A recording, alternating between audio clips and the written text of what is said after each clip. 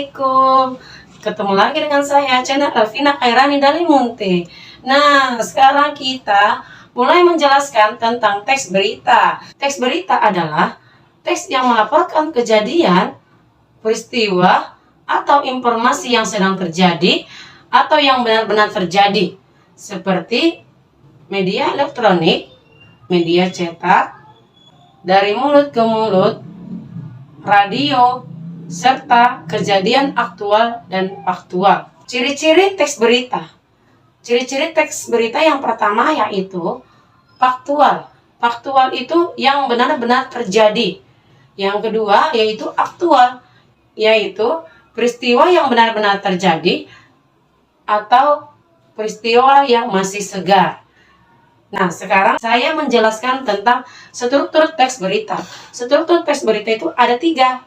Yang pertama, di sini 1 kepala berita. Kepala berita yaitu berisi informasi terpenting dari 5W tambah 1H. Yang kedua, di sini tubuh berita. Tubuh berita yaitu berisi informasi pendukung atau informasi terpenting dari 5W tambah 1H atau disebut dengan adik simba. Adik simba itu apa, kapan, di mana, mengapa, dan bagaimana. Yang ketiga adalah ekor berita. Ekor berita ini adalah berisi informasi tambahan. Nah, sekarang tadi sudah dijelaskan bagaimana apa itu struktur berita. Sekarang kita lihat contoh teks berita. Judulnya yaitu Ratu Elizabeth meninggal di umur 96 tahun. Nah, coba diamati ya teman-teman. Diamati beberapa paragraf yang terdapat di dalam teks berita. Paragraf pertama terdapat bagian struktur berita kepala berita. Paragraf kedua termasuk tubuh berita. Paragraf ketiga termasuk tubuh berita. Paragraf keempat termasuk tubuh berita. Paragraf kelima termasuk ekor berita. Nah, itulah dia struktur berita secara lengkap.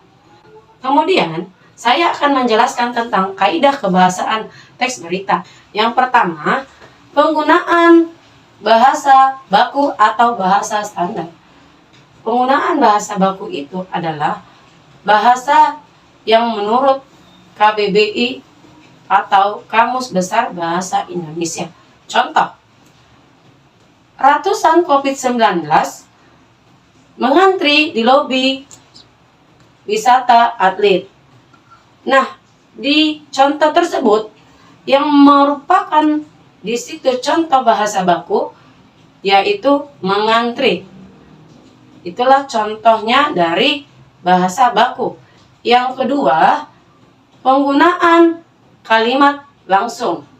Kalimat langsung adalah kalimat yang diucapkan secara langsung, yang biasa kalian lakukan sehari-hari. Contohnya adalah, pelaku sudah kami tetapkan sebagai tersangka. Saat ini kami terus mengembangkan kasusnya, ucap Sutama. Itulah contoh dari kalimat langsung. Yang ketiga adalah kata kerja mental. Kata kerja mental ini kata yang merupakan respon atau sikap seseorang, atau bisa juga dikatakan dengan tindakan.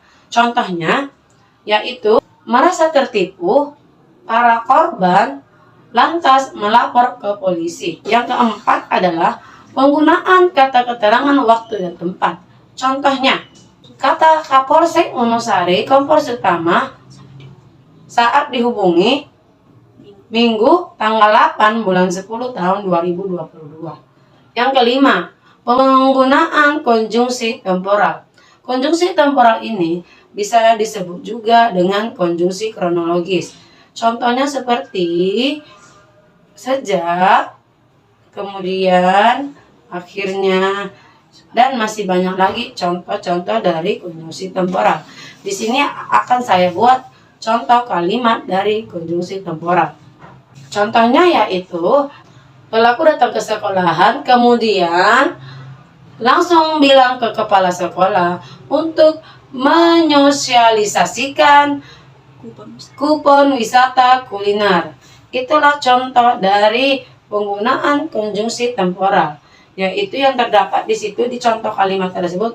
Kemudian kita akan menjelaskan tentang unsur-unsur teks berita. Unsur teks berita itu yaitu 5W tambah 1H atau disebut dengan adik Simba. 5W tambah 1H yaitu what, apa. Kata tanya yang digunakan untuk menanyakan peristiwa yang sedang terjadi. Yang kedua yaitu where, di mana. Kata tanya yang menjelaskan tentang di mana tempat kejadiannya. Yang ketiga, when, kapan. Kata tanya yang menanyakan tentang kapan terjadinya peristiwa tersebut. Yang keempat, wo, siapa. Kata tanya yang menanyakan siapa yang terlibat dalam peristiwa itu. Yang kelima, why, mengapa. Kata tanya yang menyatakan mengapa peristiwa itu bisa terjadi. Yang keenam, how, bagaimana. Kata tanya yang menanyakan bagaimana peristiwa itu terjadi. Itulah yang termasuk unsur-unsur teks berita. Selanjutnya, kita akan menjelaskan tentang bagaimana langkah-langkah menulis teks berita dengan baik atau dengan tepat. Yaitu urutan penulisannya. 1. Yang pertama, kalian harus menentukan topik. Topiknya apa yang kalian temukan. Yang kedua, mendatangi sumber berita. Yang ketiga, mencatat pokok informasi. Yang keempat, mengembangkan informasi dari yang terpenting sampai yang kurang penting. Nah, itulah urutan penulisan teks berita. Sekarang, saya akan menjelaskan yang kedua, yaitu langkah-langkah menulis teks berita dengan baik dan benar. 1.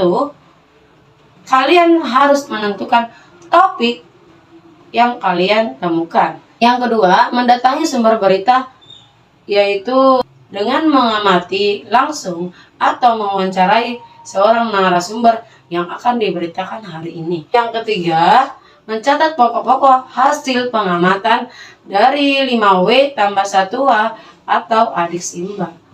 Nah, sekarang saya menjelaskan dari seluruh pengetahuan tentang teks berita.